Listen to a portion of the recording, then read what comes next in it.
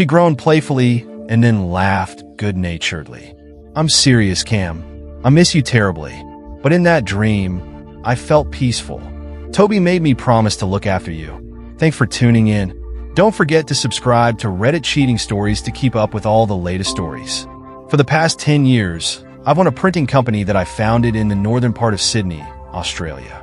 On this particular Friday evening, I pulled into the garage, parked my truck, and leaned back in my seat for a moment.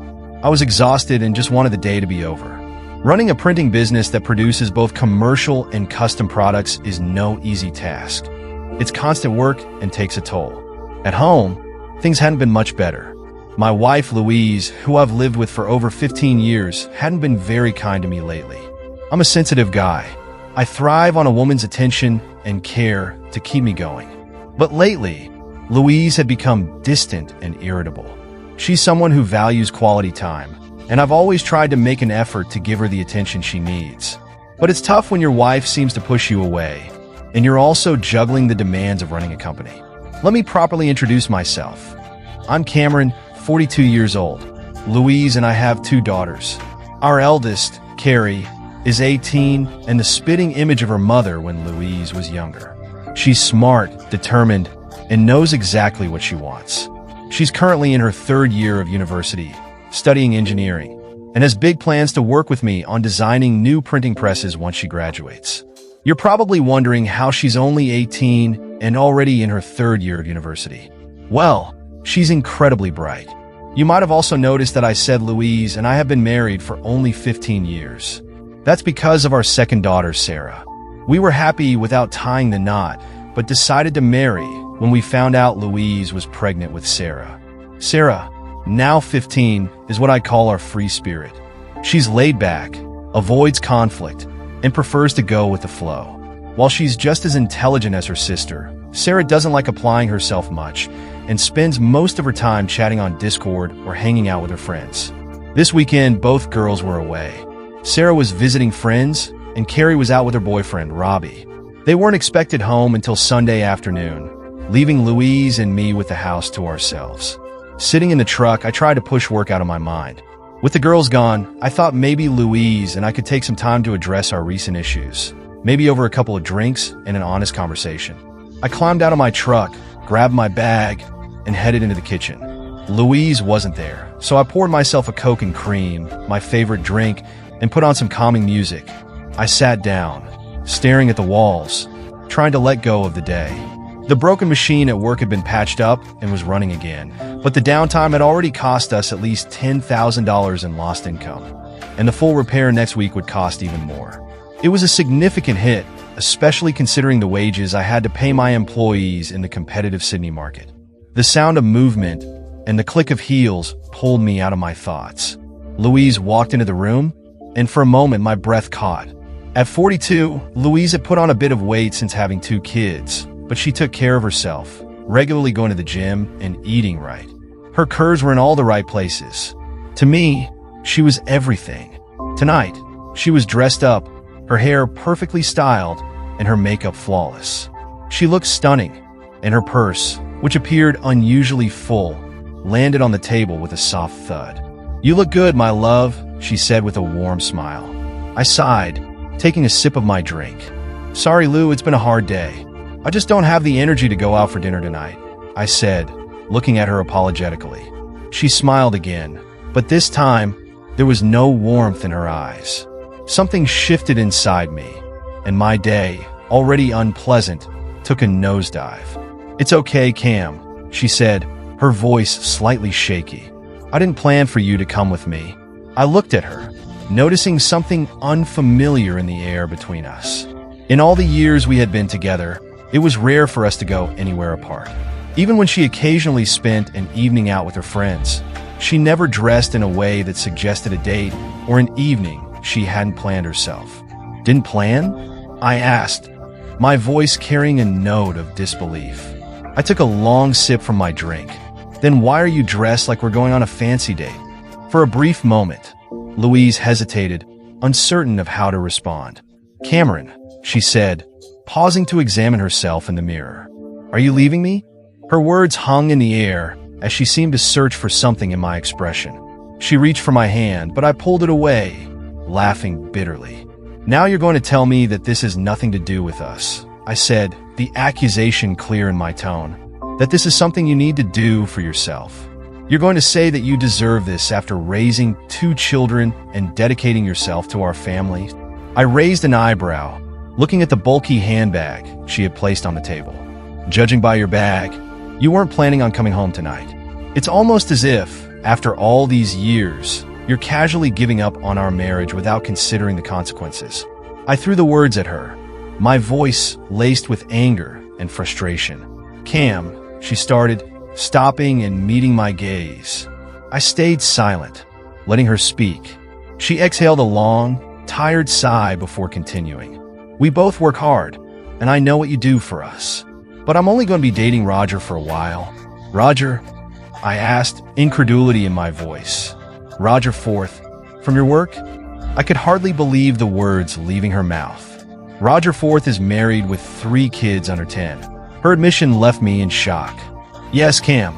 Roger, she replied, a heavy sigh escaping her lips.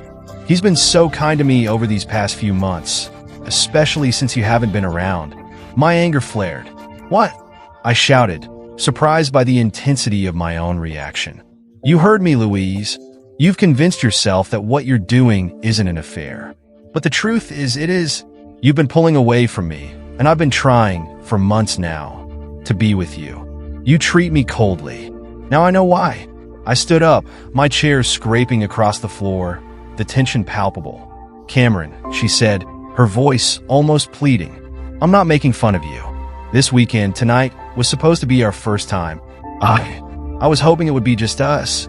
Okay, I scoffed, my disbelief palpable. So now you're becoming even more of a cheater. Not just for one night, but for the whole weekend. I shot her a glare. Cheating on me? I stared at her for a moment, before walking toward the kitchen, needing another drink to calm my nerves. I was exhausted after work, but I needed something stronger, so I poured myself a double shot of Cran. Louise stood at the doorway, her anger now replacing any semblance of shame. She spoke in a voice that had lost any trace of hesitance. Cameron, I am not a cheater. I never have been. But unlike you, with your first love, Rose, I've never been with another man. Roger tells me I'm not cheating because I'm being honest with you about what's happening. If I were hiding it, that would be a lie. Her words hit me like a slap. It's low, Lou, to bring Rose into this. You know it's a cheap shot. At least she had the decency to look away, her guilt obvious. And you are deeply mistaken if you think this is not betrayal. I do not accept what you've done. You've dragged another man into our bed, and now I have to live with that, I said, my voice tight with anger. I assume Roger is having the same conversation with his wife? I asked, my bitterness creeping in. Louise muttered something, her gaze lowered to her shoes. I don't know, she whispered. I scoffed, topping off my drink. Most likely he's lying to her too, saying he's away, unavailable. I changed my approach, shifting the focus back to her. Has he kissed you yet? I asked, the question cutting through the air. Louise looked up, her eyes wide with surprise. What? She asked, clearly unprepared for the bluntness of the question. Has Roger Forth kissed you? I asked again. She nodded, confirming my worst fears. Well, that says it all, doesn't it? I tried to control my anger. You stopped paying attention to me, pulling away, while you communicate more and more with him. It's like you've completely checked out of our marriage. I walked out onto the back porch, the door slamming behind me with such force that the house trembled. I sank into one of the chairs at the table, seething with frustration. It had been a difficult day at work, and all I wanted was to come home and find solace with my wife. Instead, she had just told me she was betraying me. I stared out into the yard, the weight of her words pressing down on me, until, after what felt like an eternity, Louise appeared at the door. She approached carefully, her tone softer now. Cam, I really love you, but I need to do this. I felt so stuck these last few months. Roger has been so understanding. It won't last long, I promise. I didn't look at her, still facing the yard, lost in my thoughts. No, Louise, you don't understand. It would have been better if you had contacted me. I was supposed to be your best friend, your partner, but you gave yourself to another man and deprived me of the chance to be there for you. I don't know if I'll ever be able to trust you again." She stood still for a moment, not moving closer, before speaking again. "Cameron," she said quietly, yet firmly, though there was an undercurrent of uncertainty in her voice. "You can't leave. Roger says if you do, I'll take everything from you. Half of your business, the house, the children. It'll be easy to turn them against you." She stepped closer, placing a hand on my shoulder. I turned to look at her, my expression twisted with disgust. I pulled away from her touch, recoiling. "Would you do this to someone you just confessed your love to? You've cheated on me, threatened me, and now you think you can just walk away from this unscathed?" She faltered, her eyes wavering. "I wouldn't want that, Cam," she muttered. "But Roger says in court, I'll come out on top. You don't have much of a choice. I'm sure I'll get this out of my mind and come back to you. You'll be fine. You're stronger than I am." Suddenly, I stood up, this time turning to face her with a hatred that burned deep within me. The love I once felt for her seemed distant, as if it had been consumed by the fury and betrayal in the air between us. "You're a selfish, unfaithful cheater," I hissed. Louise took a step back, visibly shaken. "How dare you confess your love to me, believing that after this, I'll have any desire to stay married to you? So now you're telling me I have no choice? Well, screw you, Louise. You've shown me that I have no idea who you are anymore. You're not the woman I married. It's like some stranger has taken over." I paused, my anger momentarily subsiding as I tried to collect my thoughts. The woman I loved would never have said she would destroy me using our children. "So who the hell are you now?" "Cam, Louise trailed off, her voice faltering. I took a deep breath, trying to regain some semblance of composure. "Lou," I said softly, "if you love me as much as you say you do, then stop this right now. I don't know if we can save our marriage after what you've just told me. You were intimate with another man." I looked at her, my voice shaking with frustration. "Even if you didn't sleep with him, if you stop this now and we go to counseling, I promise I will try to understand what you've been through. I will try to forgive you for your betrayal." Her eyes softened, and she whispered, "My betrayals?" I nodded. "Yes, Louise. It's betrayal. You might not see it that way, but our marriage is in serious jeopardy because of what you've just admitted." I took a step back, the weight of the situation heavy on me. "So cancel your plans. Let's go to counseling. I'll call Rose right now, and we can get her here tonight to help us." Louise had earlier used Rose against me, bringing up the fact that Rose was my first love. While it was true that Rose and I had once shared a bond, it hadn't worked out. We had both moved on to different people, falling in love with our respective partners. Rose and her husband Toby had become close friends of ours, though I had never imagined Louise would use our history against me, especially in such a low moment.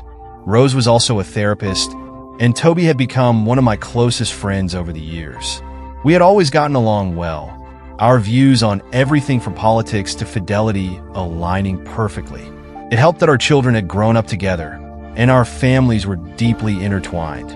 Rose and Toby's son, Robbie, and our daughter Carrie had been inseparable since childhood, their bond growing stronger every year.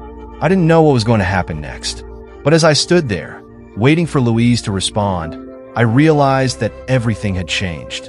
I knew that, given the right nurturing environment, their relationship would likely continue to evolve in the coming years. But Louise's response was immediate and firm. "No, Cam, I don't want Rose to be the center of this," she said, her tone defiantly cutting through the tension. She sighed deeply, almost regretfully. "Listen, Cam, I understand how angry you are," she continued, her voice softer now, though still carrying an edge of frustration. "You may think I don't understand, but I do." I moved to respond, but she raised her hand, halting me. "Let me finish," she insisted. "You think I don't love you, but that's not true. You're right that these threats were wrong. I shouldn't have said them, but that doesn't make them any less true." I looked at her, trying to understand the woman standing in front of me, wondering if something had taken over her, turning her into someone almost unrecognizable. "I'll make a deal with you," she said, her voice steady, yet carrying the weight of her words. I know I've hurt you, but Cameron, I'm going to be with Roger this weekend. I'll see a psychologist once Roger and I are done. It might take some time, but if you think counseling is so important for us, we'll go once Roger and I grow tired of each other. I couldn't hold back. What about the girls? I asked quietly, trying to grasp the full scope of her decisions. What about them? She replied, the coldness in her voice almost alarming. How are we going to tell them we're breaking up? I asked calmly, trying to understand how she envisioned this unfolding. We're not breaking up, she answered suddenly, as though the idea hadn't even crossed her mind. I already told you, sooner or later Roger and I will part ways. I'll come back. The girls won't be hurt. I looked at her, disbelief clouding my thoughts. How about me then? While you're off with Roger, how about me? Where is the love for me? My voice wavered with the weight of my frustration. What do you mean? Louise hesitated, confused, but it was as if the thought had never occurred to her. Louise, I'm a sensitive guy, I said, trying to hold myself together. You pulled away from me. We haven't been close for over 8 weeks. You haven't even kissed me in 2 weeks. I don't feel any love from you right now. So what should I do? She seemed taken aback, as though it had never occurred to her that I might need attention or care. She lowered her gaze. I don't know, she muttered. Roger says that for now, I should belong only to him. I couldn't control my anger any longer. I exploded, my emotions rising in a mix of frustration, rage, and sadness. Wait, so that's it? You'll do this and not care about your husband? I nearly shouted, but she cut me off.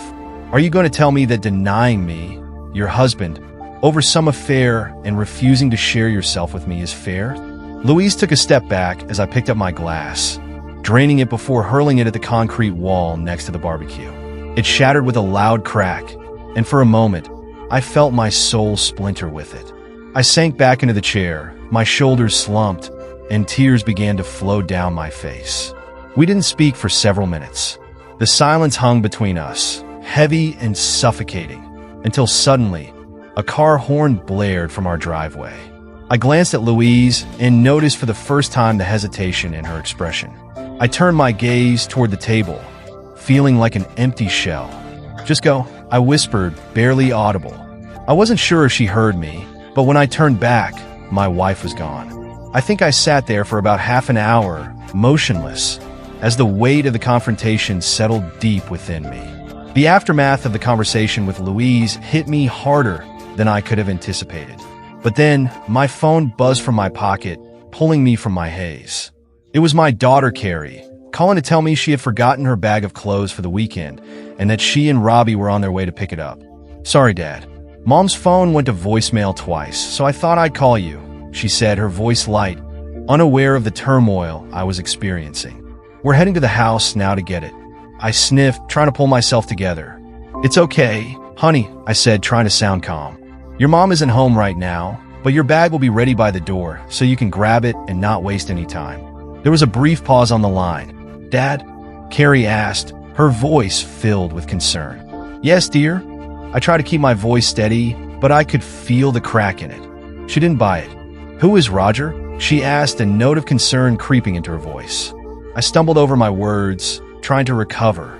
Sorry, I meant Robbie, I said quickly, but the slip-up only made my heart race. I tried to backtrack, but Carrie was sharp, and I could hear the suspicion growing in her voice. What's going on, Dad? She asked, pausing when I didn't respond. Nothing, honey. It's just, I didn't have a good day. There were some problems at work, and your mom and I had a disagreement, I said, hoping to end the conversation before it went any further. Carrie didn't respond right away, and I could sense her hesitance. Dad, you're bothering me, she said, her tone soft but firm. I forced a small laugh. It's okay, Carrie, I said. Everything's fine. Just take care, okay? I'm just emotional, I said, trying to brush it off. I didn't want to lie, but I also didn't want to burden my 18-year-old daughter with the full truth. Dad, stop dodging the truth, Carrie responded, her voice firm and accusing. You're trying to confuse me. What did Mom do? I sighed, struggling to find the right words. It doesn't matter, honey. I'll be fine. You just caught me off guard, I said, trying to keep my voice steady. I'll get your bag ready for you. Don't let our troubles ruin your weekend. Love you, Carrie.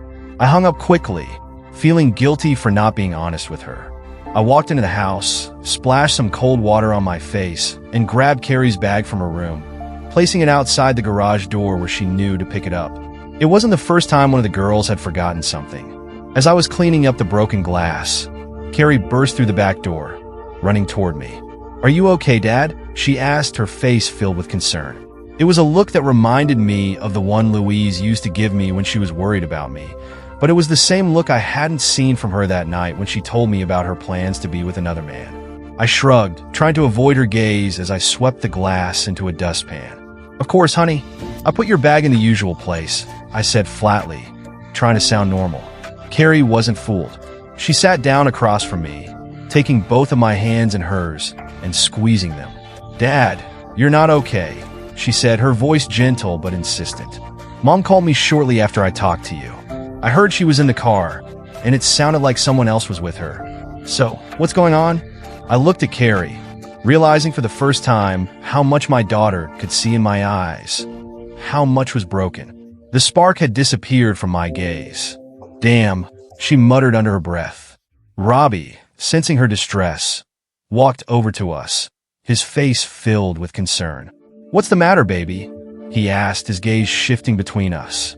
Carrie looked at me, her expression now a mixture of sadness and confusion. "My mother is cheating on my father," she said, the words falling out as if they were no big deal. I nodded slowly, feeling the weight of my own words.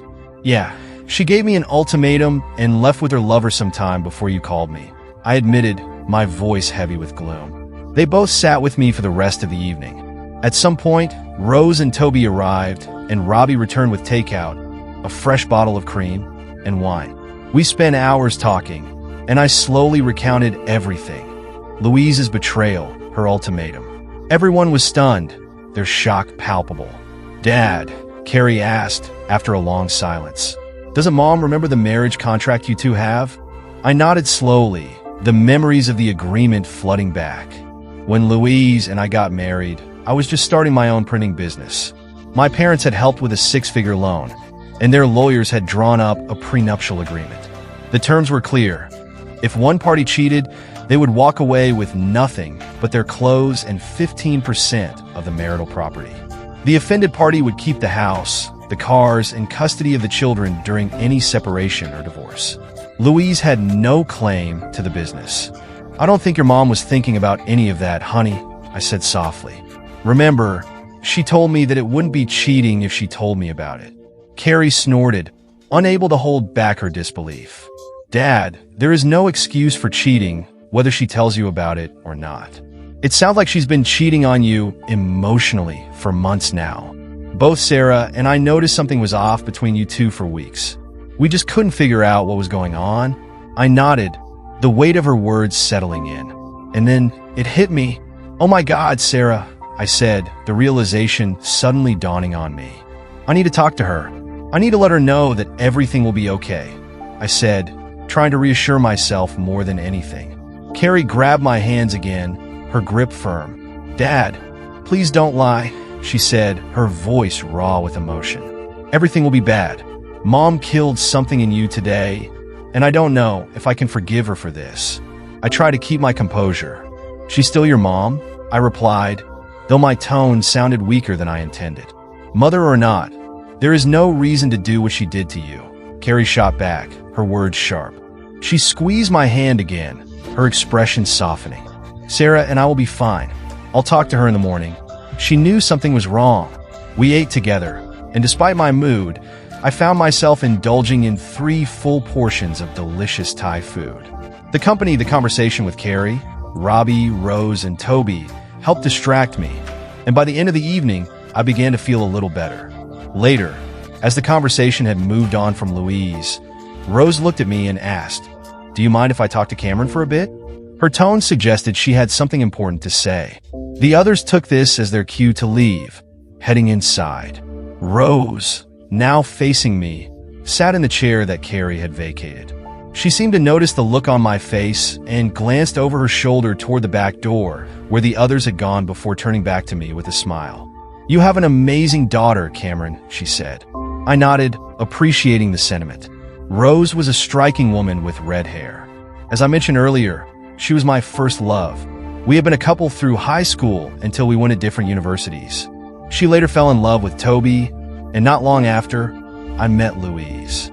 Until tonight, I had been head over heels for my wife, and the history between Rose and me had never been an issue for either Louise or Toby. It was just that history. Rose and I had remained close, but neither of us had ever considered betraying our spouses. The fact that our children, Carrie and Robbie, were dating only strengthened the bond between our families. Everyone knew about our past, and we had never hidden it from our children. We were open about it, and we were all comfortable with the fact that Carrie and Robbie, now both 18, were intimate with each other. We didn't stand in their way because we knew how much they cared for one another. Rose, noticing I had drifted, patted my leg gently. "How are you, Cam? Don't lie to me. I know you almost better than anyone else." I shook my head, feeling lost. "I don't know, Rose. I knew we had problems, but this..." I waved my hand in the air, trying to encompass the magnitude of it all. Then more calmly, I added, "I still love her. I hate what she did to me, to us. I hate it. I want to scream. I want to cry. I want to hurt her and her boyfriend. But right now, I still love her." Rose listened quietly, nodding and slipping into her therapist mode. "How do you think you'll cope with this, Cam?" I stared at her for a moment before replying. "Rose, stop this stupid psychiatric talk," I said, managing a sad smile. "It doesn't work on me. Besides, I've known you too long." She smiled back, a warm, understanding smile that softened my pain a little. "But what can I do?" I asked, the question hanging in the air. "Well, at least a breakup is at most a divorce subject to a full prenuptial agreement," I said, my voice dropping. I begged her to stay. I told her we could get counseling, but I received threats that she would take everything from me and turn my girls against me. Rose nodded slowly, her face serious. "Cam, you're right, and I think you know that I can't be your advisor on this. I'm too close to both of you. But tomorrow, we'll find someone for you to talk to.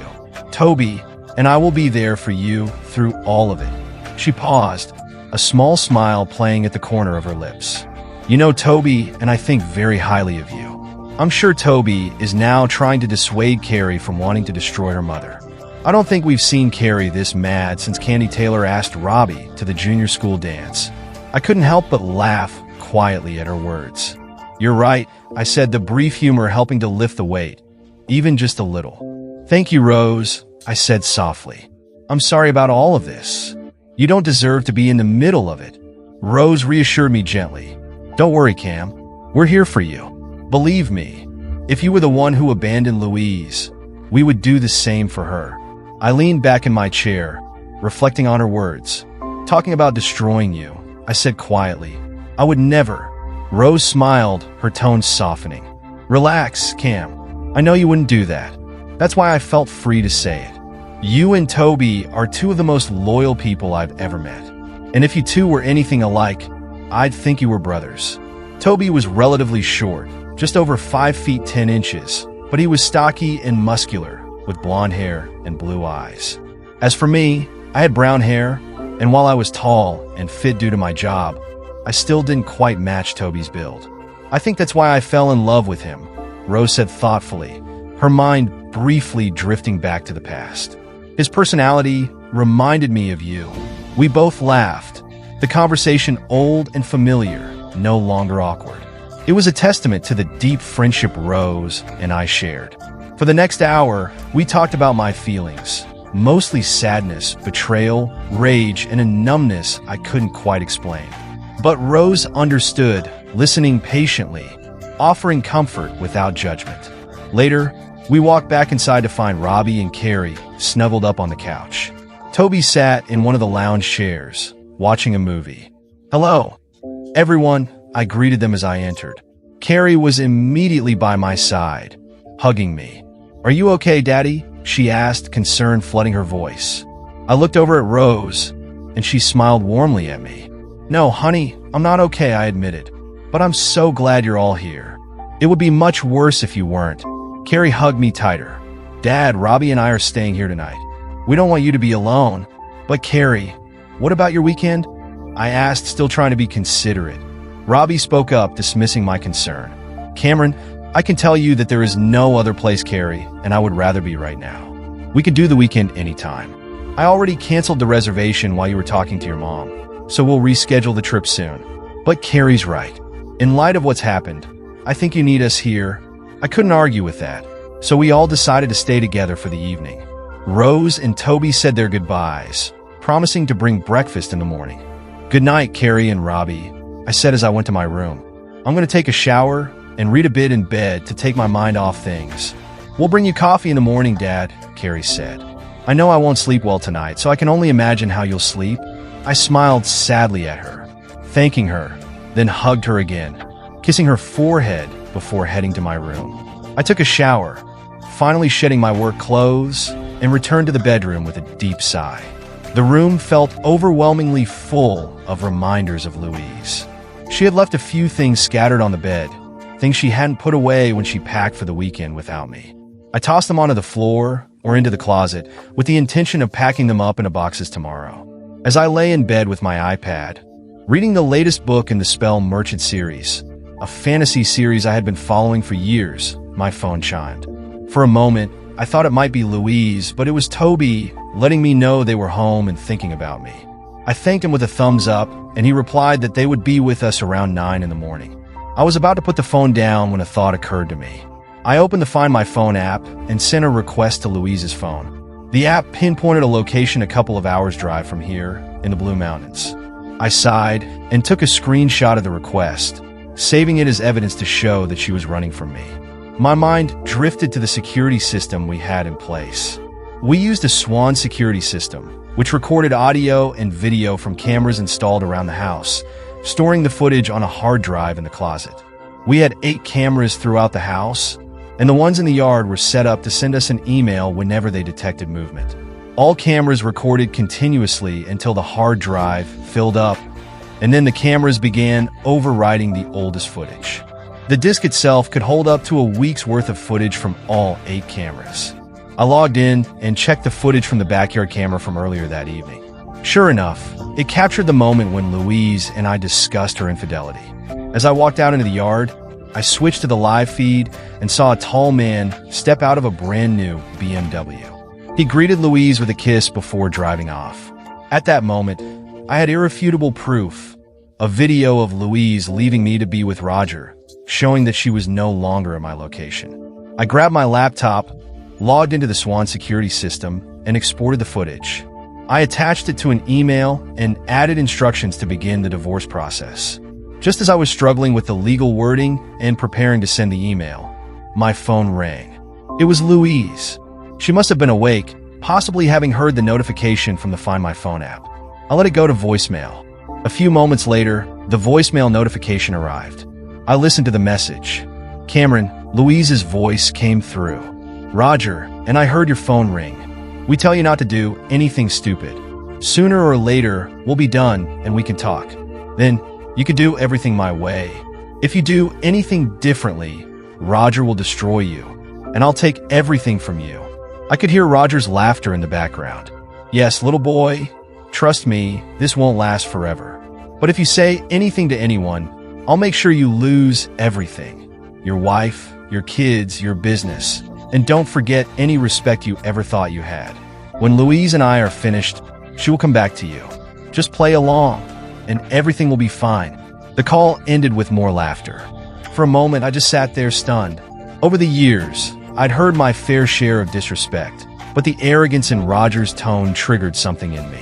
I realized it was time for them to feel the consequences of their actions, not me. I quickly finished drafting the email, specifying that I wanted the divorce papers served on Louise at her workplace as soon as possible. I also planned to file a lawsuit against Roger. My research showed that there was no alienation of affection law in Australia, but I still wanted my lawyer to take some action. I wanted them to suffer. Additionally, I wanted to sue Louise and Roger's respective firms for the loss of income to my business, which had suffered due to their affair, causing me mental distress. Though I knew the lawsuits might amount to little, the simple act of suing them, in addition to pushing for the divorce and enforcing the prenuptial agreement, would damage their arrogance. Once the email was sent, I realized I didn't have the details on Roger's wife yet, but if I could find them, I would contact her and let her know about her husband's betrayal. I wish I could say I slept peacefully after sending the email, but that would be a lie. I tossed and turned the entire night. I even heard Carrie and Robbie get up before I finally managed to close my eyes. I listened closely and realized that Robbie was heading out to his car to get the promised coffee. I threw on my pants and shirt and made my way to the kitchen. When I entered the room, Carrie saw me and immediately hugged me tightly, asking if I'd slept. I didn't, I replied. She echoed my sentiment.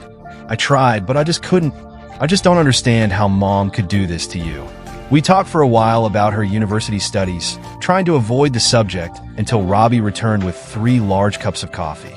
I took a sip of the magnificent cappuccino, the chocolate on top making the flavor dance across my taste buds. Carrie and I sighed in unison, enjoying the warmth, and Robbie laughed. "You're both exactly the same," he said, chuckling. Then, his tone became serious. "So, you weren't sleeping either, huh?" "No, actually I was busy emailing with my company's lawyer," I explained, when I received a voicemail from Louise. After making a Find My Phone request, I spent the next 10 minutes explaining how I had put together a package of documents to begin the divorce process, including serving Louise and Roger at their workplaces. As I played the voicemail from Louise and Roger, I saw Carrie trying to hold back her tears. "This woman is not my mother," she said quietly, wiping her eyes with a coffee napkin. "My mother would never be so cold as to insult my father or allow another man to humiliate her husband like that," Carrie said, her voice trembling with disbelief. Robbie and I both wholeheartedly agreed. It was around 10 in the morning when we started to wonder where Rose and Toby were. They had told us they would bring breakfast around 9 o'clock, and an hour later, we were growing concerned. Robbie tried calling his mother first, then his father. When he couldn't get through, I tried calling them as well. I dialed Mom's house, and then the breakfast cafe we frequented. Josie, the owner of the cafe, an elderly lady in her 60s whom we all knew well, confirmed that Rose and Toby had breakfast there around 8:30 on their way to my place. When I hung up, a wave of unease swept over me. I was grabbing my keys to head out and find them when Robbie's phone rang. He answered it, and a minute later, he collapsed onto the floor, his face ashen. I rushed over, grabbing the phone from him. "Hello, this is Cameron. I'm the father of Robbie's girlfriend. Who am I speaking to?" I asked, trying to steady my voice. "Mr. Other, this is Police Constable Colin Sharp. I have sad news," the officer said. "I need to inform Robert that his parents were in a serious accident." I inhaled sharply, looking at Robbie, who was almost comatose on the ground. Carrie wrapped her arm around him, her eyes filled with desperation. "Are Rose and Toby okay, constables?"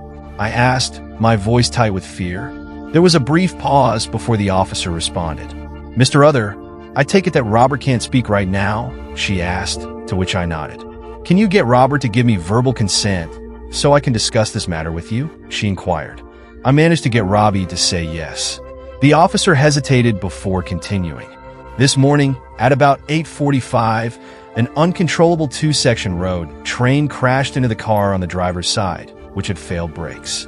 The accident was devastating. I'm sorry to say that Mrs. Gidding is currently in surgery. Unfortunately, Mr. Gidding did not survive. He passed away from multiple injuries on the way to the hospital." The words hit me like a punch to the gut. I sank to the floor, just like Robbie. Toby was gone, and Rose was fighting for her life. My throat tightened. I cleared it hoarsely. "Which hospital?" I asked, my voice barely a whisper. "They're both at the Royal North Coast Hospital," the officer said. "May I assume that you and Robert will be there soon?" she asked, her voice carrying an undertone of sadness. "Yes," I croaked, the word barely escaping my mouth. She gave me the details on where to go and what to say when we arrived. 5 minutes later, the 3 of us rushed out the door. I stuck to the speed limit, though I knew I should have been going faster. A half hour later, we arrived at the trauma department of the hospital, where the nurses did their best to calm us down. We bombarded them with questions. How is Rose? Where is Toby's body? Will Rose survive? And what about the other driver? Constable Sharp entered and introduced herself. We spoke for the next 20 minutes. Once again, Robbie gave me permission to act as his representative. The officer confirmed that Toby had died on the way to the hospital due to the severity of his injuries. "Accidents like this are terrible," she said softly. Rose, too, was in critical condition, but the rest of the day passed in a blur of conversations and phone calls. I have to give Robbie credit. After the initial shock, he sat with me all day as we waited for updates on Rose's condition. We called his grandparents first, then Toby's brother in Brisbane, followed by Rose's brother. When the people from the funeral home arrived, Carrie and I helped Robbie fill out the necessary paperwork regarding his father's death. Carrie then called Sarah, and within an hour, she arrived at the hospital, immediately hugging Robbie and crying with Carrie. After a while, she looked at us and asked innocently, "Is she coming?" Carrie and I exchanged a glance before Carrie replied bitterly, "She won't come." Sarah looked between us. "I take it this is because of Roger?" she asked gloomily. Carrie and I were stunned. "Sarah, are you saying that you know something about your mother and Roger?" I asked quietly, my voice barely above a whisper. Sarah nodded seriously, her tears streaming down her face. "I saw Mom bring new underwear a couple of weeks ago. I asked if she bought it for you, Dad. She got mad at me and then blurted out that it was for a date with some guy named Roger. She told me there was no way in hell you'd ever see that underwear." "Sarah, why didn't you say anything?" Carrie asked, her tone sharp and accusatory. If my youngest daughter could have sunk lower, she would have become a puddle on the ground. "I don't know," Sarah responded, glancing at Carrie. "We talked about how Mom and Dad have been separated lately. I didn't know what to do, so I tried to stay away from home as much as possible. Once I found out what I didn't want to know, I couldn't look my mother in the eye." Sarah met my gaze, her eyes filled with guilt. "Forgive me, Dad," she said, her voice breaking. I pulled her into my arms, trying to comfort her. "It's okay, baby," I whispered. "I sure wish you would have told me something sooner. I didn't know anything until last night, but it's okay." Tears welled up in Sarah's eyes. "I'm so sorry, Dad. If I had said something, maybe Aunt Rose and Uncle Toby." She didn't finish her thought, her voice cracking as she started to cry harder. We left late that evening to shower and change clothes. I dropped Carrie and Sarah off at home, and we took care of a few things. Afterward, Carrie drove back to the hospital with Sarah, and I followed. By the time Rose was brought out of surgery around 4 o'clock Sunday morning, I had barely slept. She was going to be in the ICU for at least a few days as the doctors wanted to make sure she had no brain damage before taking the next steps. Despite his grief, Robbie was kind to the doctors and asked to meet the surgical team who worked tirelessly to save Rose's life. I had never been more proud of my daughter's boyfriend and found myself hoping that one day I could call him my son-in-law. We spent the rest of the day in the hospital. I grabbed my laptop and phone chargers from home, and once online, I received confirmation that the divorce documents were ready to be sent to Louise, Roger, and their firm on Monday morning. I was grateful to have a capable lawyer, better than Roger's, who I had previously relied on. I also contacted my duty managers at work to ensure they could handle the workload for the week, given the family emergency, and that I would need time off. I didn't go into details, but they were understanding and kept things running smoothly. One piece of good news was that, over the course of Saturday, one of my support staff had managed to resolve the remaining issues with the machine that had broken down on Friday. Later that day, we started planning Toby's funeral with Robbie. He had messaged their family lawyer for instructions. It wouldn't have been necessary if Rose had pulled through, but Robbie wanted to be prepared for whatever came next. We discussed the funeral for several hours. In the afternoon, Rose's mother, Edna, arrived. Edna, in her early 70s, was as perceptive as ever. She hugged Robbie tightly and then gave me a firm embrace. Edna had always treated me like a son. She had loved Toby, but would always joke about how I had run away from her daughter. She mentioned that Camilla, Toby's mother, would be coming later in the week as soon as someone could take her from the retirement village, as she couldn't drive. We spent the rest of the day talking and reminiscing. Edna joined us in the hospital waiting room as planned. I wondered if the staff would move us, but when I asked the nurse, she shook her head. "No, this happens more often than you might expect," she said kindly. "If it's not too busy, you can stay.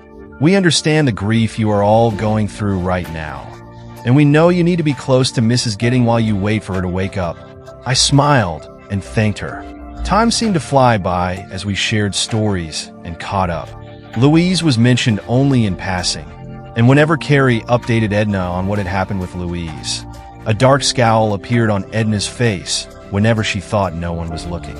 By 8 p.m. on Sunday, I answered a call on my phone without checking the number. Our phones had been ringing all day as word spread about Toby's death and Rose's condition. "Hey, this is Cameron," I answered, watching Robbie hug Carrie. I smiled as I observed the two of them gazing at each other, their connection growing stronger with each passing moment. "You're not protecting your wife the right way," I heard Louise scold me over the phone. "I told you not to make waves, otherwise you'll regret it." Louise's voice crackled through the phone. "Roger is fierce and will kill you if you say anything to anyone." "Where the hell are you, Cameron? You should have been home when I got back." I didn't care about her threats anymore. If there was any doubt left from Friday night, it was obliterated by the obstinate woman now speaking to me. "Louise," I said, my voice dripping with contempt. Everyone around me fell silent, and all eyes turned toward me. "Yes, it's me, you great fool," Louise snapped. "Where are you? And where are the girls? If you tell them anything I told you, I'll turn them against you. So you'd better come home now, or I'll make you regret it." I stopped mid-sentence. I wasn't interested in her threats. Tomorrow, Louise would learn that her carefully constructed story had fallen apart. The cheater had just returned home. I shrugged and muttered. "We heard, Dad," Sarah said quietly, her voice laced with resignation. "I don't even know why you answered the call today," Carrie said. I spent several hours talking one-on-one with my youngest daughter. She apologized repeatedly for not telling me sooner. But once she learned the full extent of her mother's deception, she became as angry with her as Carrie was. "Dad, if you divorce, I'll live with you, okay?" Sarah suddenly said. "Of course, baby, of course," I replied, hugging her. Returning to the present, I glanced at Sarah, my heart aching for what we were going through. It was instinct. I answered the call without hesitation. It just took me a while to get my bearings. The next moment, my phone rang again. It was Louise, of course. Over the next 10 minutes, she called a dozen times. Then she started calling the girls. After about half an hour, Carrie got fed up. "What?" she shouted into the phone, picking up the receiver. Louise scolded our eldest daughter for her tone. "Mom, stop it," Carrie retorted. "I have absolutely no interest in talking to such a lying traitor right now. I'm here with my family, including my sister and father. We are in mourning, and we don't need you fitting into our grief." I heard Louise scream into the phone, hurling curses that I never knew she could say, let alone direct at her own daughter. She seemed to believe Carrie was talking to her about the breakdown of the relationship between me and Louise, not about Toby's and Rose's situation, whose lives were hanging in the balance. It dawned on me that Louise had no idea what had happened. Louise continued to shout for a moment longer before Carrie interrupted her. "Mom, I'm not going to let you yell at me anymore. And before you start, yes, Dad told us everything too. So know that I have no interest in living in the same house as you. You had a man who loved you just as much as your children and adored you as a role model. Now you've traded your dad for a boyfriend who will most likely drop you like a hot potato. You've lost the respect of both of your daughters." Carrie paused, obviously waiting for her mother's response. "Yes, both Sarah and I." "Yes." Sarah told us what she knew. "My dad is amazing because he forgave you. And right now, she hates you as much as Dad and I do. So pack your bags, Mom, because none of us want you there when we get home." Carrie paused again, listening to Louise on the other end. "No, Mom, I won't tell you where we are or when we'll return home. Why don't you call Roger and go to his house?" Carrie made a mock pause. "What? You can't?" "Because he went home to his wife, who has no idea that he's a sneaky, cheating freak who helped you destroy any respect your family has for you." "Too bad, Mom." Louise began to answer, but Carrie cut her off. "Sorry, Mom, I think we're being called. I'll talk to you later." She then hung up, looked at us, and held up the phone. "Wrong number," Carrie said simply. Despite the gravity of the situation, everyone in the room chuckled, even the nurses at the station across from us. Edna went home for the night, promising to return early in the morning. Meanwhile, Sarah and I prepared to leave for a few hours. Carrie and Robbie stayed at the hospital. Later that night, Sarah and I returned around midnight, switched places, and let Carrie and Robbie get some much-needed sleep. Sarah and I were packing up our things when the trauma nurse arrived. She woke up, the nurse said excitedly. We all smiled, our nerves easing with a nervous laugh. We quickly asked about Rose's condition. She's currently being examined by a doctor, the nurse explained. She's still out of it, but since she's awake now, you'll be able to see her for a little while. For the next hour, we gathered around to see Rose, or at least what we could of her. Hey, Petal, I said softly, using the nickname I'd always called her.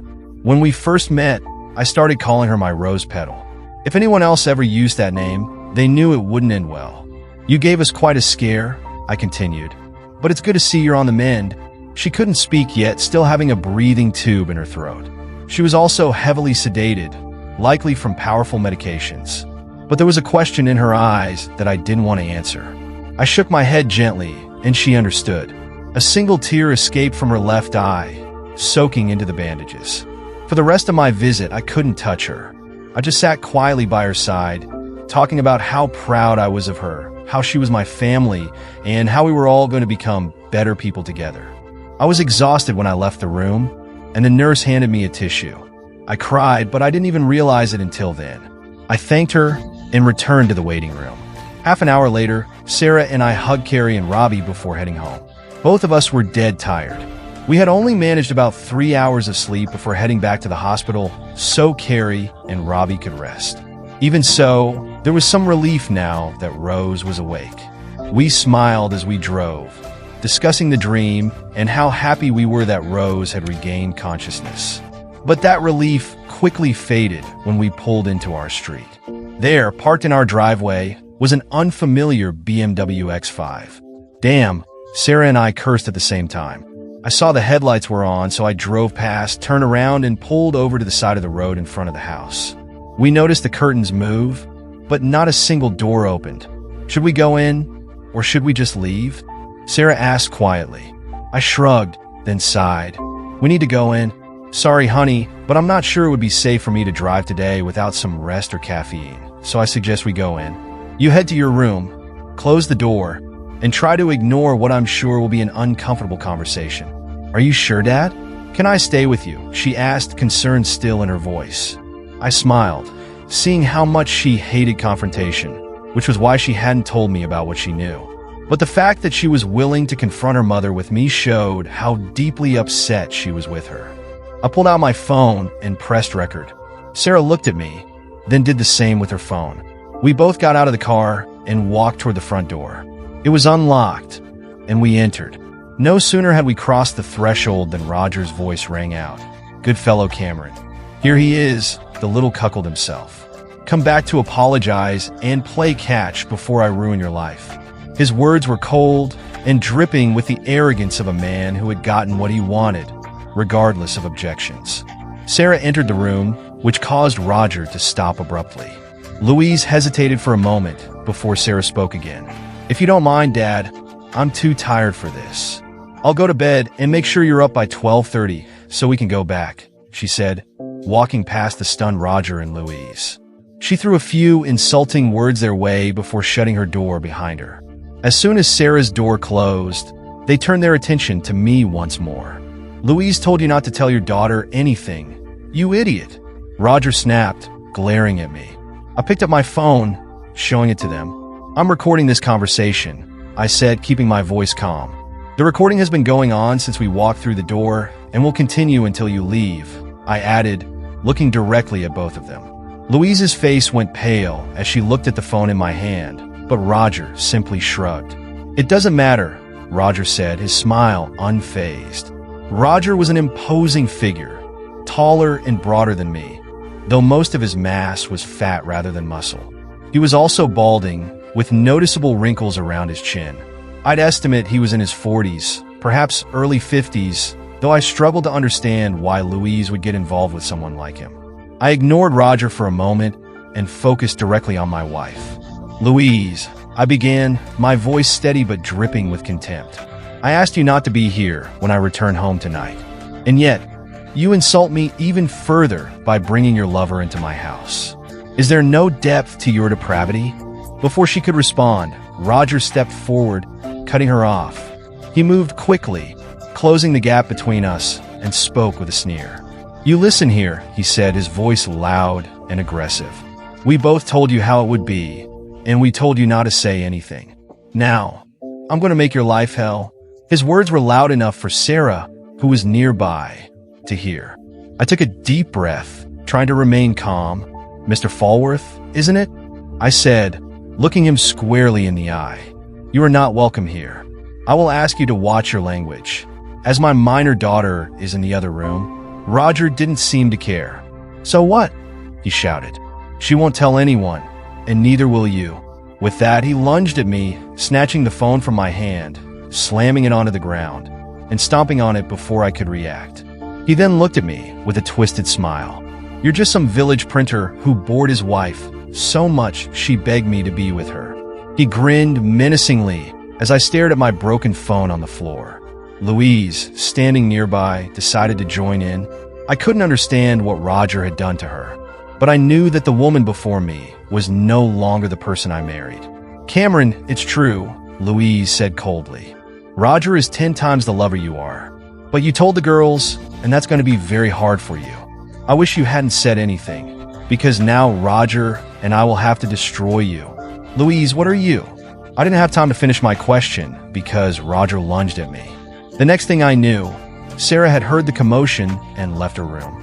Honey, please go call 911, I said quickly, my voice firm but urgent. Tell them your father was attacked and that I protected both of us. Let them know we have a recording of the entire incident, and we need the police and ambulance here as soon as possible. Sarah, now out of Louise's grasp, ran back to her room and slammed the door behind her. Good girl, I muttered to myself, turning back to face Roger. Listen here, you took my wife and came to my house thinking I would be something that I am not. You have no idea what you've unleashed, and you don't know how I'm going to ruin your pathetic life. Roger sneered. Do you think you're a big man now? I continued. I just made you a woman. Louise screamed. Cameron, what the hell did you do to Roger? I shrugged, not even looking at her. It doesn't matter, Louise. Tonight, you and your idiot lover didn't even bother to ask about me or the girls before you attacked me. You didn't ask Sarah how she was feeling or where any of us had been. You just followed along with his plans. I watched her for a moment as she bent over Roger, trying to help him up. The silence hung thick in the air before I spoke again. Aren't you going to ask what happened? Let me tell you, I said, my voice quieting. Because you ran off with that fat freak for the weekend, our daughter and her boyfriend came to spend time with me. She's not stupid, Louise. She knew something was wrong, even when I tried to deny it. Then, Rose and Toby were here too. Oh, Cameron, you didn't? Louise whined, disbelief creeping into her voice. No, I didn't do that, I replied, shaking my head. Carrie and Robbie did it. They're smart, intelligent, and they can read between the lines. I paused before continuing. Anyway, they came to be there for me, unlike you.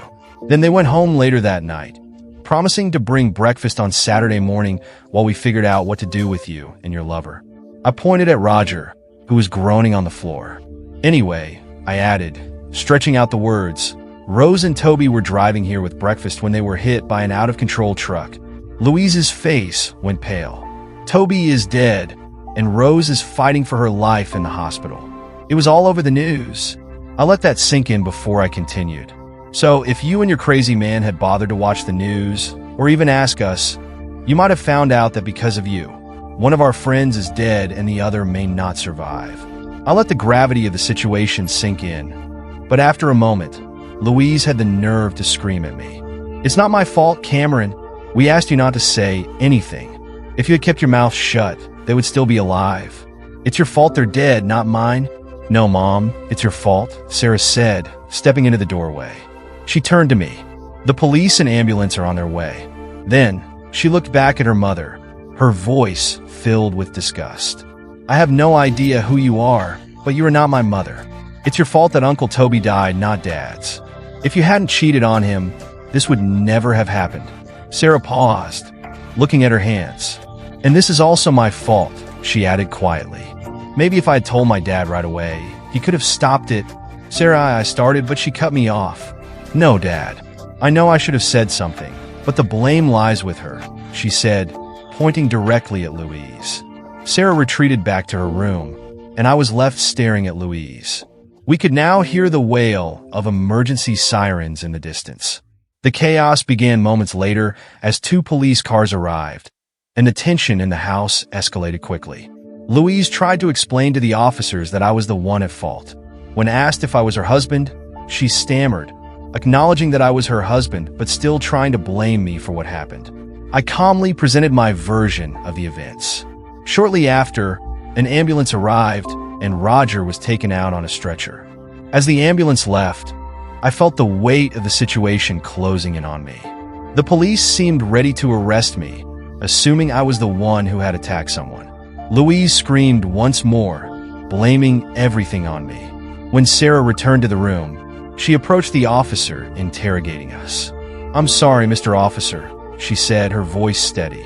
"But I have a recording here that confirms everything my father said, including that this man said he would kill my father and that my mother would lie to protect him from my father."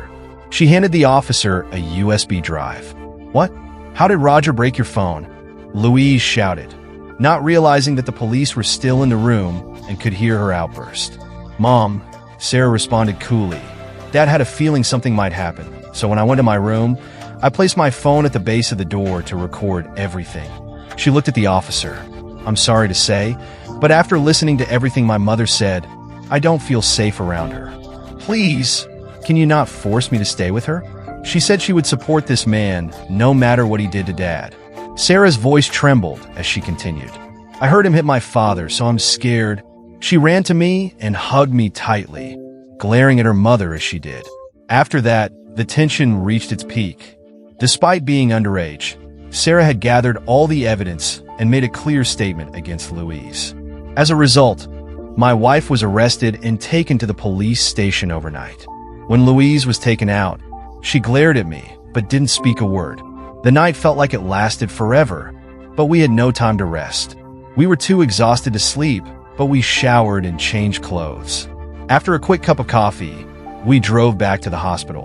When we arrived in Rose's room, Carrie and Robbie were sitting together, their bodies leaning on one another. When Carrie saw my face, she gasped. "What happened, Dad?" she asked, her eyes filled with concern. We spent the next few minutes explaining what had happened with Louise and Roger. Rose, who had been awake, let out a small grunt as she stirred. Her eyes met mine, filled with sadness. "Rose," I whispered, "I'm sorry. If I'd known you were awake."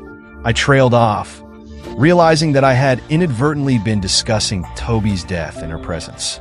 Of course, she knew. I'd already admitted it earlier, but I should have been more sensitive. "Are you okay, Rose?" I asked, my voice soft. "Can I get you anything?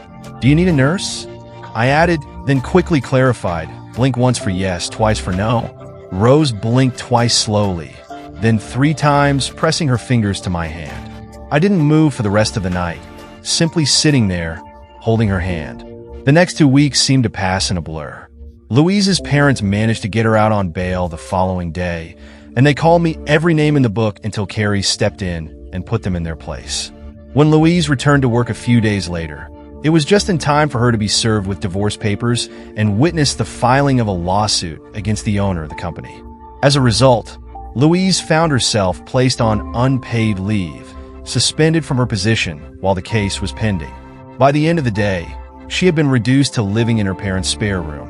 She returned to the house while Carrie and Robbie were there, relaxing. They watched her closely as she gathered a few belongings before taking the walk of shame back to her parents' waiting car. Carrie hugged her grandparents, but made it clear that her mother would never be welcome in the house again. In Carrie's eyes, after witnessing Roger's altercation with me, she saw not only her mother's shamelessness, but also her guilt regarding the accident. It wasn't until the end of the first week that the doctors decided to remove the breathing tube from Rose's throat. When they did, her first words were directed at me. "Cameron, are you okay?" she asked, her voice weak. I waved it off. "Rose, how can you ask me that?" I said with a soft smile. She smiled sadly in return. "It's okay, honey. I knew about Toby before you told me. I had hoped, more than anything, that he would pull through. In the moments after the accident, we were all in shock, but eventually, we came to our senses. She paused, her voice breaking. We confessed our love to each other, Cam. Somehow, he knew he wouldn't make it, but he knew I could. Tears welled up in her eyes. When I woke up the first time, I wasn't really myself. But I remember how your eyes confirmed that he was gone. I sat in the chair next to her bed, taking her right hand, which was still injured, and kissed it gently. Rose looked at me with a tender smile, then whispered in a conspiratorial tone, even though it was just the two of us in the room at that moment. Last night, I had a dream, she began, her voice soft but filled with wonder. Toby came to me. He was beautiful, unharmed, and looked fine. He smiled at me and told me everything was okay. He said his time had come, and no one was to blame for the accident. Not even Louise. I looked at her, unsure of how to respond. Her smile faded slightly. I know, just like Toby, that there is no need to blame anyone, she continued. Anyway, he told me he loves me, but now it's my job to take care of you, Cameron. He truly loved you like a brother, and he was so upset about what happened to you. I smiled softly at her words, but couldn't help but feel the weight of the situation. Rose, you're the one who needs to be looked after, I said gently, noticing the missing arm. She laughed weakly, lifting her stump slightly.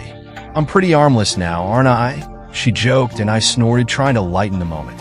I guess it's my job now to help you when you need it, I replied with a smile. She groaned playfully and then laughed good-naturedly. I'm serious, Cam. I miss you terribly. But in that dream, I felt peaceful. Toby made me promise to look after you. I raised my hands in mock surrender. Okay, you win, I said with a chuckle. You can keep an eye on me. Rose looked satisfied. But only after you leave here, I added with a smile. Until then, I said, it's my job to look after you. Unlike those first 2 weeks, the following months seemed to drag on. If I wasn't at work, I was at the hospital with Rose. If I wasn't at the hospital, I was packing up our things at home. The girls and I decided it was time to sell the house and move on. I found a place near Crow's Nest in North Sydney that was reasonably priced and struck a decent deal for our current location. The new house was smaller, but conveniently located near public transport and a medical center. It had 3 bedrooms and a study nook, and from the master bedroom window, if you stood on your tiptoes, you could catch a glimpse of Sydney Harbor in the distance. By the time we had moved, my divorce from Louise was in full swing. The girls refused to have anything to do with her.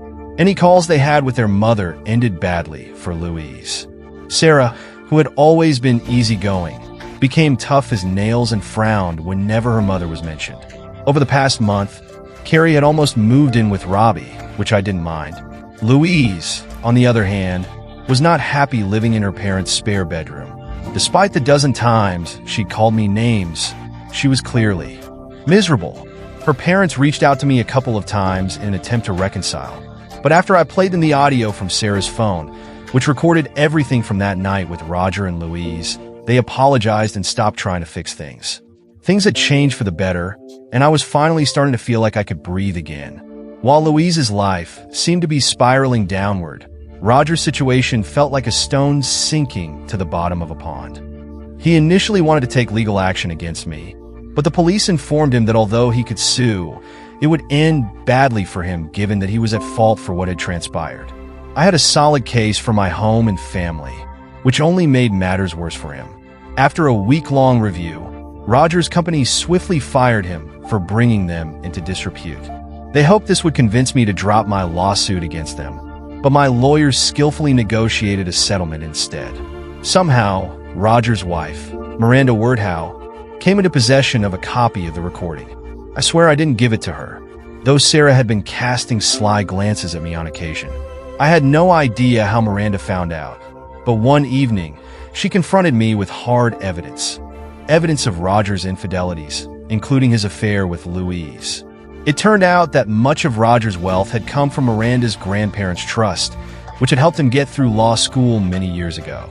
Since Roger was not a beneficiary of the trust, Miranda informed me that he would receive nothing. They had children, one of whom had dreams of becoming a lawyer. However, Miranda suspected that once her son found out about his father's womanizing ways, those dreams would be shattered. As for Roger, he was now living in a cheap hotel with a credit card nearing its limit. His efforts to find a new job were unsuccessful, and I sincerely hoped it would stay that way. Rose, however, was improving little by little. A month after the accident, she was able to leave the hospital for a few hours with a nurse so that we could all say a formal goodbye to Toby. It was a strange and emotional day for all of us. While we were all sad, Rose, of all people, was smiling a lot. She laughed at the stories people shared about Toby, and when she cried, she always managed to comfort those around her. At the funeral, I made sure I was the one pushing Rose's wheelchair. Whenever she greeted someone, her nurse smiled and stepped aside, allowing me to help her. The nurse never moved too far away, keeping a careful eye on her.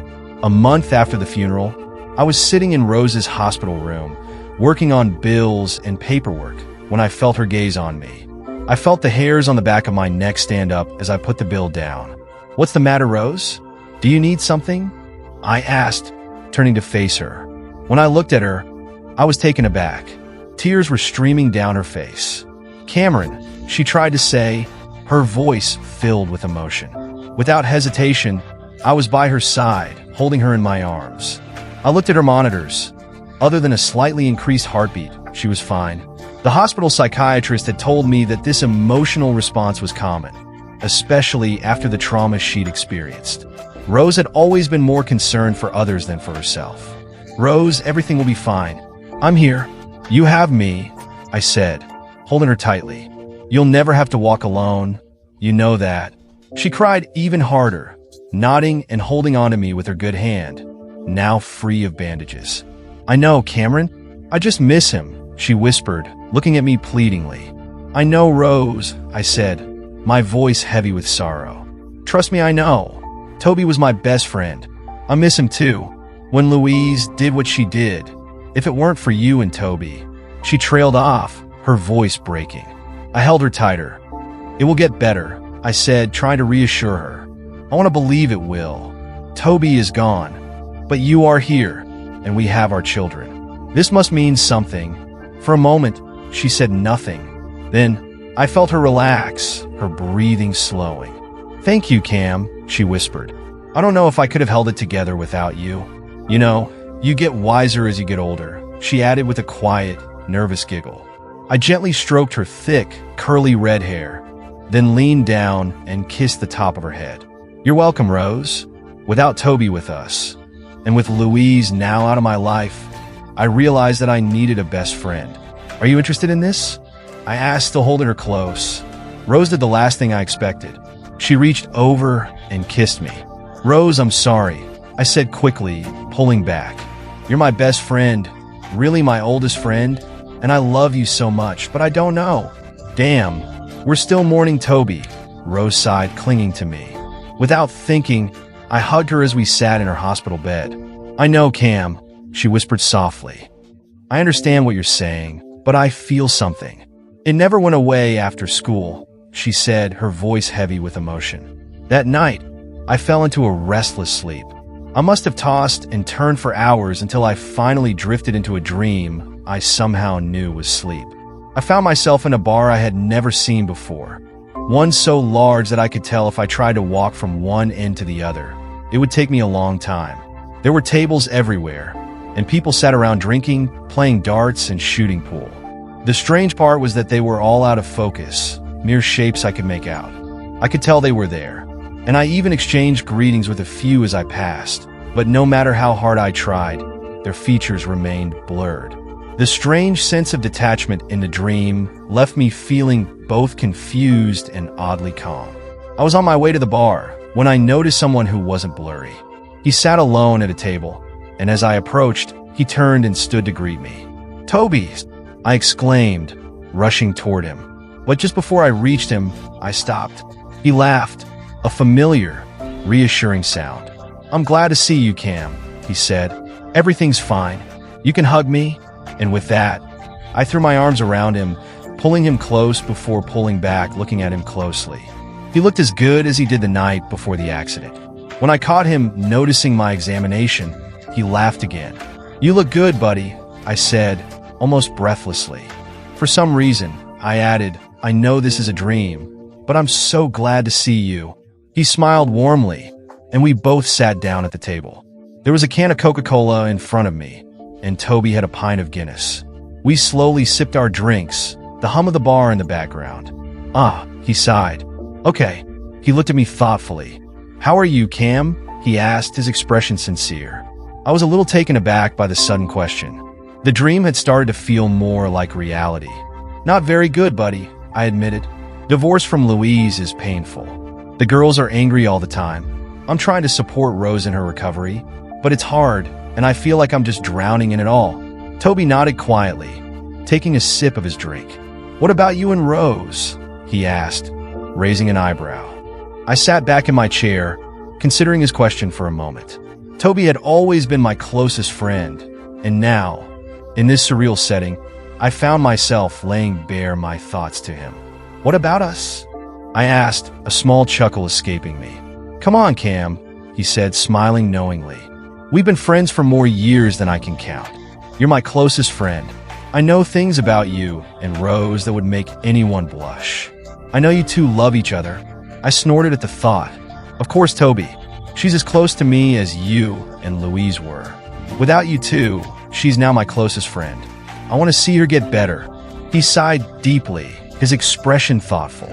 "I understand, Cam, but what about the kiss this afternoon that got you so worried before you fell asleep and came here? You can't tell me it didn't mean anything." The image of Rose and me from earlier that day came rushing back, and I realized he was right. I looked at Toby, feeling the weight of his question. "I know it was more than nothing, Toby," I admitted quietly. "I love her. Always have." Toby smiled gently. "I get it, mate." I panicked too. "Rose was married to you, Louise was married to me. Sure, we dated and even gave each other our first kisses, but Toby," I said, trying to make sense of the emotions, "we're talking about your wife. How can I cheat on you with her?" Toby looked at me seriously, his voice soft yet firm. "I'm dead," he said, his tone sad but decisive. "You two can't cheat on me. Rose still has so many years ahead of her. She needs someone who will love her and protect her just like I did." He paused, as though weighing something important to say. "Look, Cameron, you said it yourself. Louise has left your life, or soon will, and you really love Rose. Rose loves you too, Cameron. Of course, she's hurt by my death, but she desperately clings to the hope that you won't abandon her." I looked at him, realizing just how much I had been avoiding facing the truth of my feelings. I nodded slowly. "I know, Toby. I know. Trust me," he said, offering me a warm, understanding smile. "You need each other. Don't let this be the thing that stops you." And in that moment, I felt the weight of his words, understanding that Toby had always known, even before I did, that I needed Rose just as much as she needed me. She cherishes you in her heart with the same love she has for me. In fact, she may love you more than she loved me, considering how long you've known each other, Toby said seriously. I was at a loss for words. "You know," he leaned in, as if about to reveal a secret. "If Rose and I hadn't met when you two were apart, she would have tracked you down and forced you to marry her." "What?" I nearly choked on my drink. "How the hell do you know that?" She told me. He smiled. I was completely outraged. "What do you mean?" "You're just a dream, my best friend's dream, a product of my mind helping me process everything. Rose never told me anything like that. How could you possibly know?" Toby laughed. "Cam, look around at the walls of this pub. This is not just a dream, and I'm not just a figment of your tortured mind," he said, his tone serious now. "It's true." I looked at him skeptically. "How do you prove that?" He raised 3 fingers. 3 points, he said with a grin. "First of all," he held up his index finger, "when you get to the hospital tomorrow, ask Rose what the last words I said to her were." I snorted. "I already know. You were in the car with her, and you both told each other that you loved each other." Toby smiled and shook his head. "Well, that's partly true. But after that, when we both realized that I wouldn't make it, I calmed down. Somehow, I knew Rose would see the next day, and my last words were, 'Love Cameron for the rest of your life.'" I started to respond, but Toby raised his hand again, holding up a second finger. "Secondly," he said, "tomorrow when you're in the hospital, Louise will show up. It won't be pretty, Toby, there's no way, I started, but he interrupted me. Third, he raised 3 fingers. My mom is going to bring you and Rose those amazing chicken salad sandwiches from that Asian place on North Harbor. She'll tell you she was thinking about you both while driving. And she'll be wearing yellow sandals. I stared at him, my mind racing. Toby, how can you know all this? You're dead, and this is just a dream. He smiled and touched the tip of his nose, as if revealing a secret. Honestly, I'm not supposed to talk about it. It's a miracle I was even allowed to meet you and Rose. But I was asked to meet with you. So here I am. I'm happy to spend some more time with you, he added, looking genuinely content. I didn't believe him, but part of me was comforted by the familiarity of his voice. So if this happens, what should I do? Marry her? I asked, a bit uncertain. Toby laughed again. That's your business, my friend. But if you marry Rose, you have my blessing. He took his drink and dragged me out of the booth and over to the dartboard. This is something I couldn't say while I was alive, he said, his tone serious now. But love her fiercely, Cam. Make me proud to be your best friend. No matter what you choose. The next hour passed in a blur. We played darts, drank, and at one point I think we even sang along with some music from the bar. Some other patrons joined us, though I barely remembered them, except for one man who seemed to be overseeing the place in some way. While we drank and laughed, the pub began to fade from sight, like it was dissolving into the background. My last memory was Toby leaning over me, hugging me, and thanking me for being his friend. Then I woke up, hot tears streaming down my face.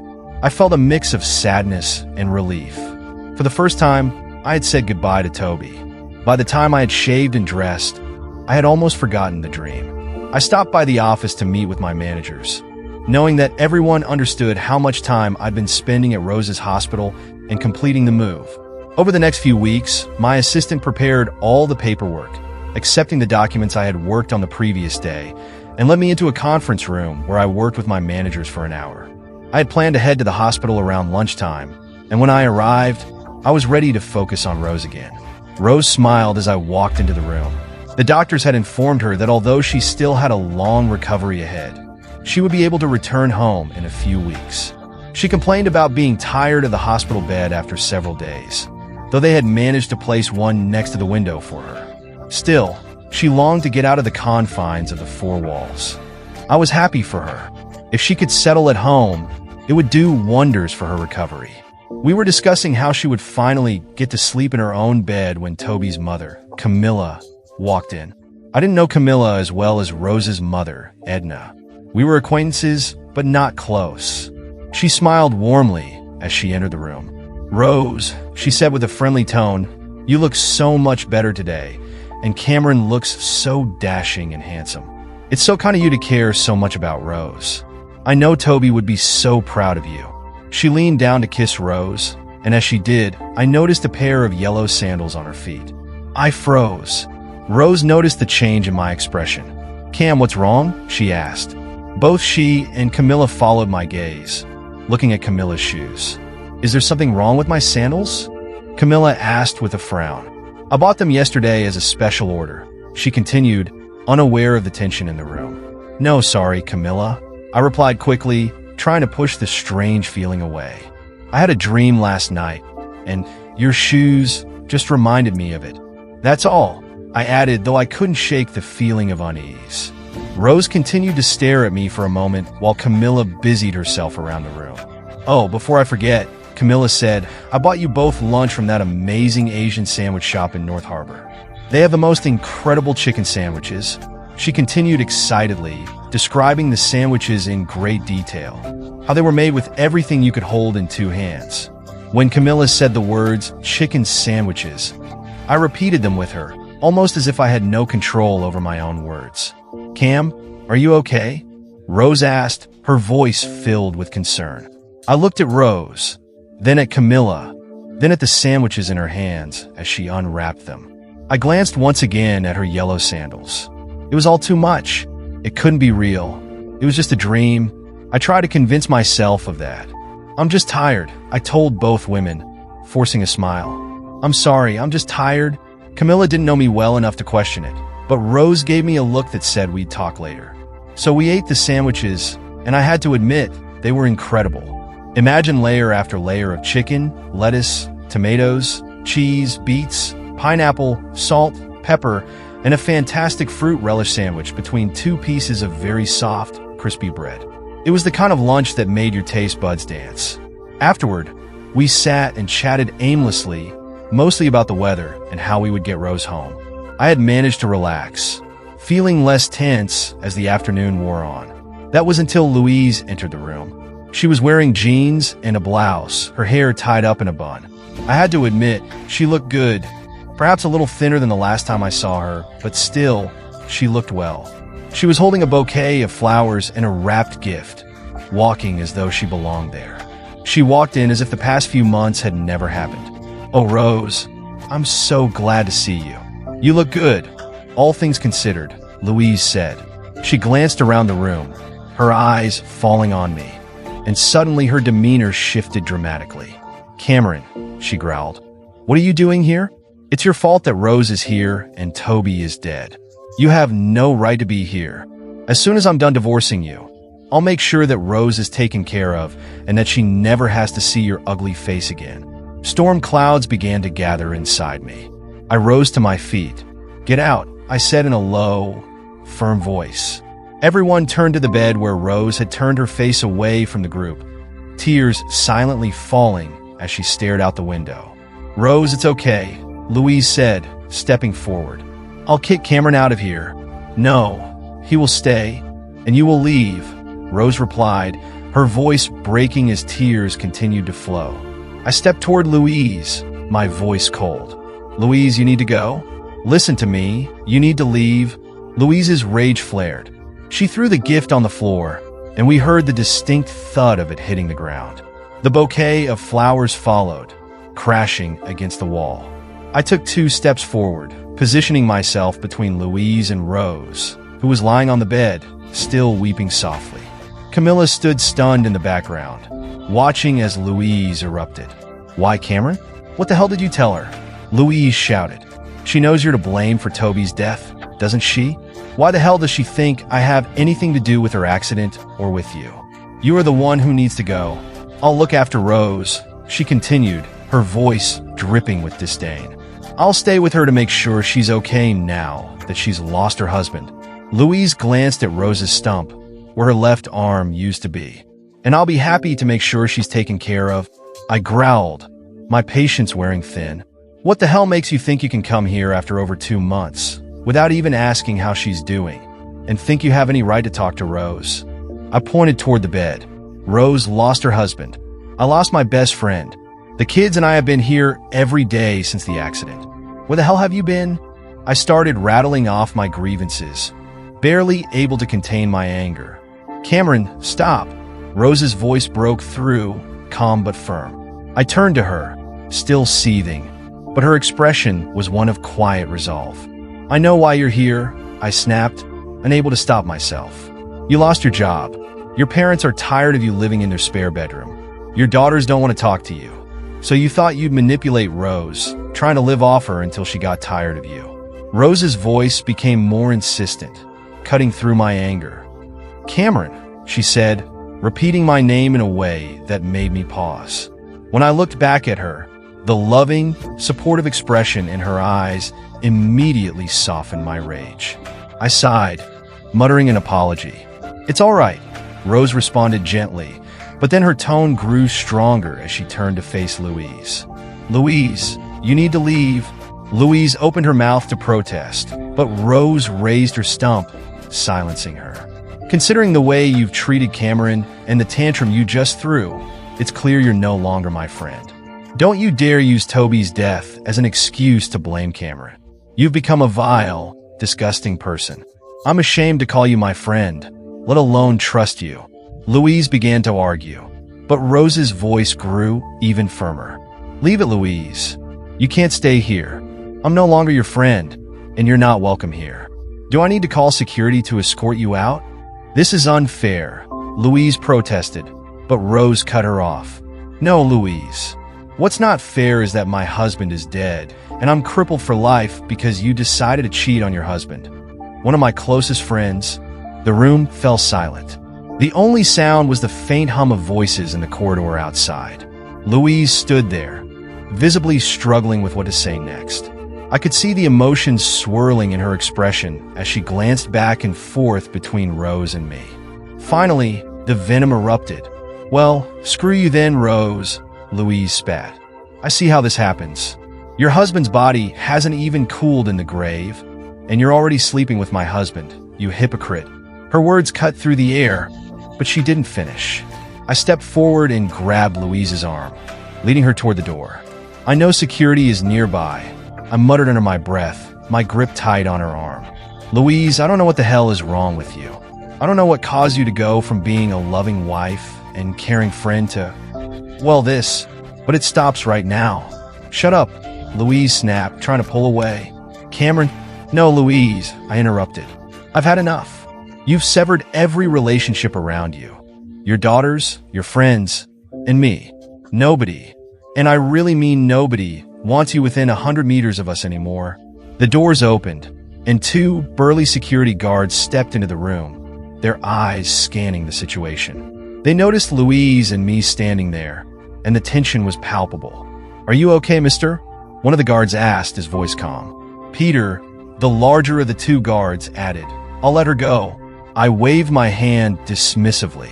"It's okay, Peter," I replied. Louise just got a little emotional and upset when she saw Rose in the hospital bed. "But she's about to leave, isn't she?" Louise, now resigned, looked at me, then at the guards. "Sure. See you later, Cameron," she said coldly before walking out of the room. I shook my head as I watched her leave. The guards escorted me back to Rose's room, where I found her whispering with Camilla. After making sure Rose was okay, the security left, and the cleaners entered to tidy up the mess from the gift. About 20 minutes later, Camilla came out, giving me a big hug. "Thanks, Cameron. You're looking after her now. She needs you," Camilla whispered, pulling back to call herself an elevator. "Are you okay?" I asked, turning to Rose as I sat down beside her on the bed. Now, it was just the 2 of us. I took her right hand in mine. "Isn't that what I should be asking you?" she snorted. I shrugged. It's been a strange day, but it wasn't until that run-in with Louise that I felt, I don't know, calm. But no, I think it all started with a dream last night. Rose's head jerked to look at me. "A dream?" she asked, her interest piqued. I nodded. "Yes, I couldn't sleep last night. When I got home, I paused, suddenly feeling embarrassed. I think she realized our kiss had something to do with it. Anyway, I couldn't sleep. I tossed and turned, but when I finally fell asleep, I had a dream about Toby. In a pub, Rose nodded slowly, almost understanding. "It was strange," she said quietly. "It's like you knew it was a dream. A big pub, with people everywhere, but they were out of focus, weren't they?" I was surprised, staring at her for a moment. "Yes," I said softly. "They were out of focus." She smiled slightly, then continued, "Except for Toby. And there was another man, wasn't there?" "Yes," I replied, feeling a strange sense of peace. Toby was very clear. We talked. He told me what would happen today. I knew it was more than a dream. Camilla's shoes, the sandwiches, Louise's appearance. Toby said all of it would happen. I paused, my gaze meeting hers. I think he knew something we didn't. Her eyes told me that she believed me. Then she asked, her voice quiet and timid, "There's one more thing, isn't there?" I nodded. "How did she know?" I whispered, feeling both fear and hope rising in me.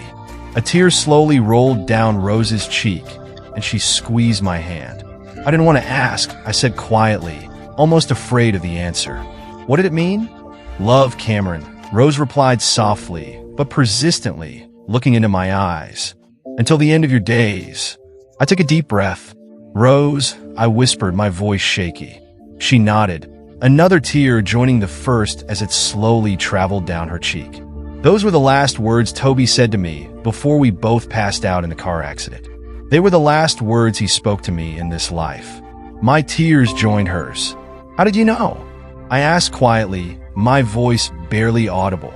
"When you told me about Toby in the pub, he met me there too. He told me how brave I was, but that I would need to let him go and love you the way I always have. He told me that you wouldn't be able to ask this question when the time came, but that I must tell you our last words. With that, we both broke down, falling into each other's arms. We cried together in the fading light, mourning the loss of our shared friend, our beloved Toby. We spoke quietly about him, the man we both knew as a friend, a lover, a husband, and a father. In our grief, we grew even closer, finding comfort in each other's presence. As evening settled, the hospital noises continued around us, but we remained wrapped in each other's arms. Rose made room for me on the small hospital bed, and we continued to hold each other, both of us exhausted, as we drifted off into a quiet, shared sleep. Finally, when we fell asleep, I kissed the top of Rose's head and whispered, "I love you." In response, she snorted lightly and said, "I love you too, Cam." After that day, we gradually began to feel better. The next morning, Sarah, Carrie, and Robbie found us huddled together on the bed, wrapped in the hospital blanket the nurse must have thrown over us during the night. Sarah clapped her hands when we woke up. They were all standing there, watching us sleep, smiling at the sight. We spent the morning talking about everything that had happened, including Louise, but we omitted the part about the dream with Toby. Later in the week, everyone agreed that when Rose was discharged, she would not go home, but would move in with Sarah and me. Our new place was closer to the hospital, and we decided that Carrie and Robbie would stay with Rose. They would rent out the other 2 rooms to university students, of course, with Rose's and my approval. By the time Rose was discharged, her cast had been removed, and she was now wearing a series of rigid cloth dressings that could be taken off as needed to allow her wounds to continue healing. Bringing her home was one of the happiest days we'd all had in years. To be honest, I was also excited about my new girlfriend moving in with me. The kids had already moved much of Rose's clothes and personal belongings into the new house. They even showed some independence by placing her things in the master bedroom with my belongings, instead of in the guest room, as we had discussed. But honestly, I didn't mind their boldness. When we got home, we spent a few hours talking with the kids. After dinner, Carrie and Robbie headed back to Rose's old house. Sarah, under a plausible pretext, went to visit a friend for a few hours, leaving Rose and me alone for the first time all day. It was the first time since we turned 18 that Rose appeared before me. In the morning, we were awakened by the smell of breakfast coming from behind the door. A few moments later, Carrie waltzed into the room, holding her hand in front of her face. "Cover yourselves, you two. I'm coming in," she said, smiling and lowering her hand when she saw that we were both covered with a sheet. "Sleep well?" she asked. "Amazing, honey," Rose replied sleepily. "It's so nice to sleep in a normal bed again." She glanced at me and added, "Sleep next to the one you love." Breakfast is ready. Sarah and Robbie are currently setting the table, so I was tasked with coming to see if you needed any help getting ready. "No, it's okay, honey," I said. "Rose and I will get dressed, and in a couple of minutes I'll help her down. Be a good girl and close the door when you leave," I added. "Yes, Dad," she said with a playful salute as she walked out, closing the door behind her with a laugh. They were all laughing when we came downstairs about 10 minutes later. The rest of the morning went smoothly, and our new family dynamic felt good. It was like it had always been, and in some ways it truly had been. We had always been a part of each other's lives, and now there was a relaxed atmosphere in our home where we could just be ourselves. A few weeks later, the divorce between Louise and me became final, and our assets were officially divided. Thanks to the prenuptial agreement, Louise received very little. She didn't touch my business, which was worth quite a lot. I kept the money from the sale of our original house, and although I wasn't required to, I gave her a check for $40,000, just under half of our total savings. You might wonder why I did this, especially when, according to the marriage contract, I only needed to give her half of this amount. Well, there were 2 reasons. First, Louise's actions had destroyed any relationship we had left, and I wanted to give her enough money to help her move out of her parents' house and start a new life somewhere else. I had heard that she was offered a job in Wollongong, which meant we wouldn't have to see her anymore. I hoped that giving her this money would encourage her to take that step and finally move on with her life. Besides, my agreement with Louise's firm to keep the affair with Roger a secret had secured me an amount far greater than what I gave her, so I wasn't suffering financially. Speaking of Roger, it seemed he had found himself in a bit of trouble. Unable to secure a job, he eventually ended up in jail. In my opinion, this couldn't have happened to a nicer guy. 6 months passed and Rose and I were married. She looked stunning in her wedding dress, a bouquet resting on her stump. She had struggled with self-consciousness, going through several bouts of depression, but the kids and I were always there to support her, and those feelings never lasted long. After we got married, Rose also changed careers. She completed her psychology degree and began counseling others who, like her, had lost limbs. 2 years after our wedding, the government awarded her the Australia Day Award for her contributions to helping disabled people in need. During her speech, she thanked her family and friends and then called me on stage, citing me as the main reason for her success. She said that I was there for her through the toughest times, helping her recover from the accident. It was a tense time, with both of us giving several media interviews. We even appeared on morning shows to talk about the physical and mental challenges that people with disabilities face. Rose, despite her handicap, never allowed anyone to see her worry or cry. She was always a beauty, and through it all, I was by her side, helping her get back up when she was down. The love we shared grew every day. Though we had our differences, we always forgave each other and never went to bed angry. It felt like our bond was unbreakable. We didn't see Louise for about 3 years after the awards ceremony. That year, Carrie and Robbie got married. They had both graduated with honors from university, landed good jobs, and wanted to start a family while they were still young. Carrie didn't want to invite her mother. In those 3 years, they had spoken only twice, both conversations being laconic and unfriendly. The only reason I convinced her to invite Louise was that she had given birth to Carrie, and I thought it would be important for her to celebrate the occasion.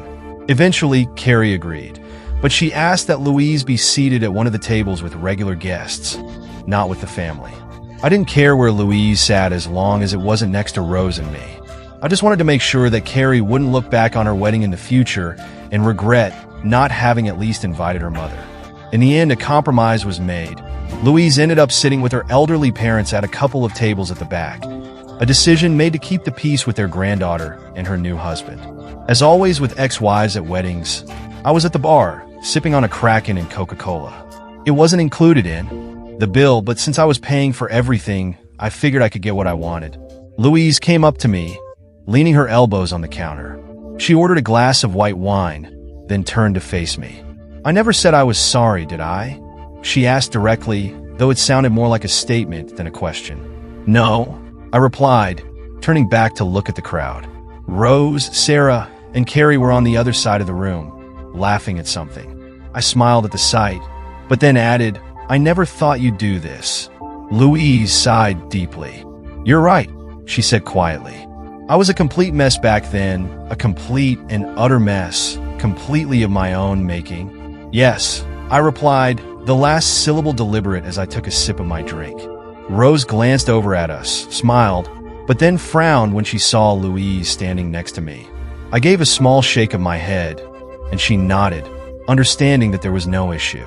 "I saw you both at the Australia Day Awards," Louise said, her voice tinged with sadness.